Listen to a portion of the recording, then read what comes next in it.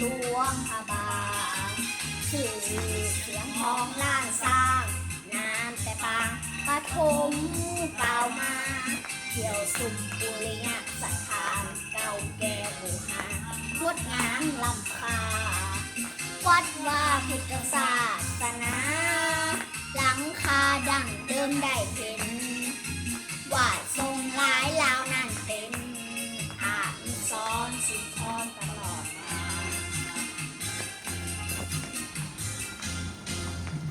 เห็นองค์เจดีย์พระธาตุภูสีตั้งสูงสง่านิ่งหลวงเมืองน่านมาแทนพลาน้ำคาล่องไหลฟังเสียงรอดสำเนียงเมืองเหนือเกลือเมืองจุนเจือเพื่อนมีสิไกสาวเมืองหลวงเอ่ยคำหวานได้ผ่านพบใจไฟปองได้สมคำย่องย่อเมืองมรดกลงอันสง่างามงามแท้แม่น้ำคองเลี้ยวมองลำคลองคนเดียวขึ้นเนื้อนำเที่ยวถึงทำจริงธรรมศาสตร์ที่แสนงามกูหากล้องพาแค่น้ำแสนงามฝั่งแม่น้ำทีโอ้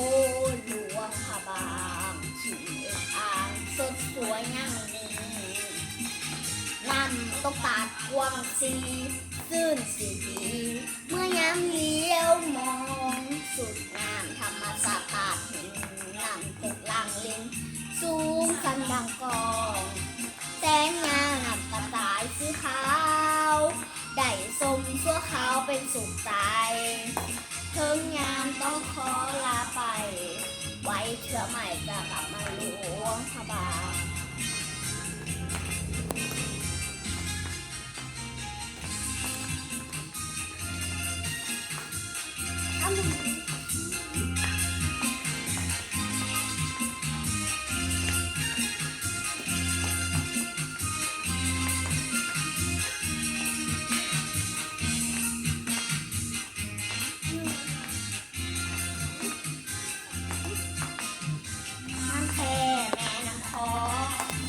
เลี้ยวมองน้ำคลองขดเดียวขึ้นเนื้อน้ำเที่ยวถึงทำกินธรรมศาสตร์ที่แสนงามคูหากล้องพาแสงงามแสงงามฝั่งแม่น้ำทินโอ้หลวงพระบางที่เอกอ่างสดสวยอย่างนี้น้ำตกตาดกวางสีซื่นสีดีเมื่อยามเลี้ยวมองสุดงามธรรมศาสตร์ตาดหินน้ำตกหลังลินสูงพันดังกองแสงงามหนักกระต่ายสีขาวได้สมชั่วขาวเป็นสุขใจถึงงามต้องขอลาไปไว้เชื่อใหม่จะกลับมาหลวงพระ